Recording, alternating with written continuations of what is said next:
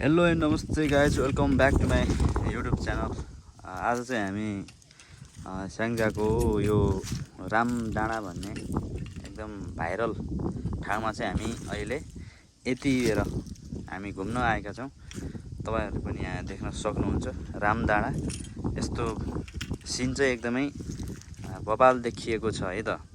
राम डाँडाबाट चाहिँ विशेष गरेर यहाँ आएर एकदमै चिसो नेचुरल हावा खाएर बस्ने चाहिँ मजा छुट्टै नै आउँछ। र यहाँबाट देखिने जुन पाल्पा रामपुर बजारको भ्यू पनि एकदमै पूर्ण रूपमा चाहिँ हामीले पुरै एरिया तालपोखरादेखि लिएर तर यो लगभगै रामपुर एरिया बजारको सबै पनि हामीले देख्न सकिन्छ भ्यू है।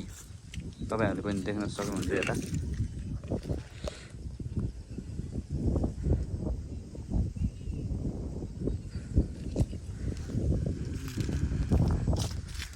राम डाँडामा चाहिँ यति बवाल भ्यू चाहिँ देखिन्छ।